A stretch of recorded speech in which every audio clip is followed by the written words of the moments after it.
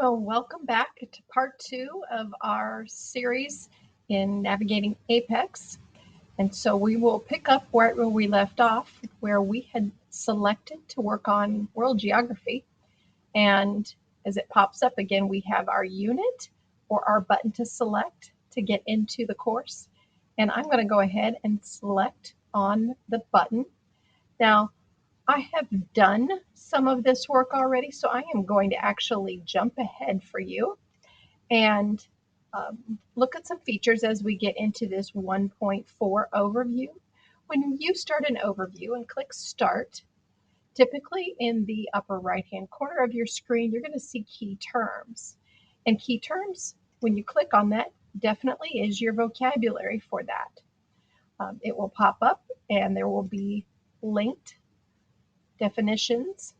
And so you can look there carefully and click Close. But the nice thing, it's always there. It's usually you can find that in the overview. Click Close to go back. And it's important to always scroll. Just whatever you see on your screen is not necessarily all that is there.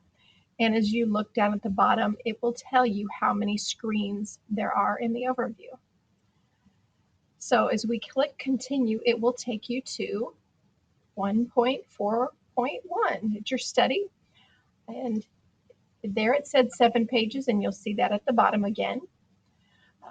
Many things will also have a study guide. So always look to the right to see what that is. A study guide is something that is basically guided notes. We have booklets printed off if that's something that after you take a look at it and you think that would really be a helpful tool for me, that we can go ahead and arrange for you to get a booklet or get the pages that are most important for you. So again, some of these key terms are going to be embedded. And so again, if you click on it, it's going to pop up and tell you what that definition is as you go along. You may see occasionally it looks like a little audio support, little sound thing, and that is correct. That's how you could have something read. If you want this whole thing read, text to speech, in the upper right-hand corner of each of these screens and pages is this text to speech. And what if I click it, it's going to first start with the title. Then it will go to like where it'll say study guide. It will read the caption below the picture, and then it will go ahead and get started on the rest of the text. Let's take a small listen. Location. Where is it? Study guide. We all need directions from time to time. Have you ever been stopped by someone who needed directions? If you knew where she needed to go, how did you direct her? And so all I did to shut it off was to click that text to speech icon one more time. This is something available to any student at any time, and you might use it on one page and then not on another. That's the importance of actually having those headphones, because there are going to be videos and other types of opportunities like that if you choose to have your information read to you. So let's go ahead, and if we would click through different screens, you're going to see a variety of different tools. Sometimes you're going to be asked to match things. And so you'll hear a sound if you get it right, and it will show that match. And of course, as you can see, I'm starting, and now I have it. But again, it gives you an opportunity to reset and try again.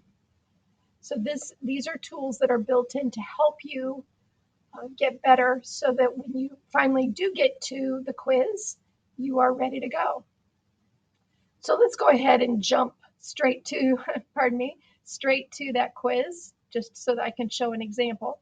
So this arrow up here, if you click on that, it takes you back to this screen to navigate.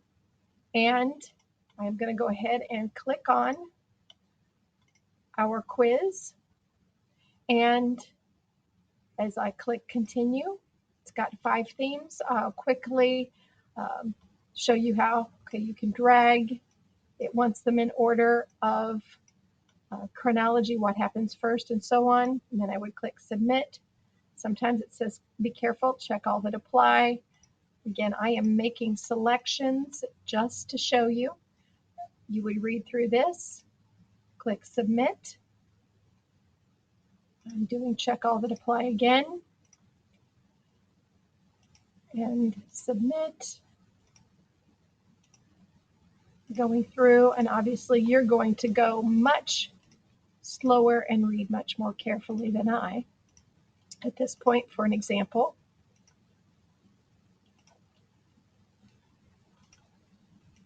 And right before on our last question, I want to show an example of another tool. So on this last tool, let's go to the upper right-hand corner. Well, we talked about text-to-speech. You could still use that on this page, but over here to the left, it says translate. If I click on this, it gives me an option of what language I want to translate. And when I click that, it translates this question into Spanish. So this can be used and it can be read aloud in Spanish. So again, this is another tool. If you need another language, it gives you that option. You would close it and then you would go ahead and make the selection. Well, obviously you can see that I didn't do a very good job. I've got 2 attempts remaining because remember we've got 3 chances to hit 70 and right now I'm at a 27%. So I can go ahead and reset and go ahead and give it another shot. But it would probably be best if I went back and actually took some time or even studied. So if I go back here, I can get back to studies so I can study again.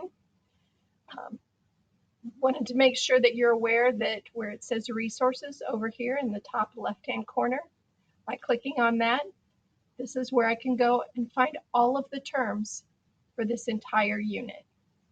So it will have all of that, all the definitions quickly if I need to look up something for clarity. And if I decide, okay, I think I need a little bit of a break, I want to try my other course. This opened a new course when I selected, so I'm going to go right back here and I'm back at my dashboard and ready to launch my introduction to business.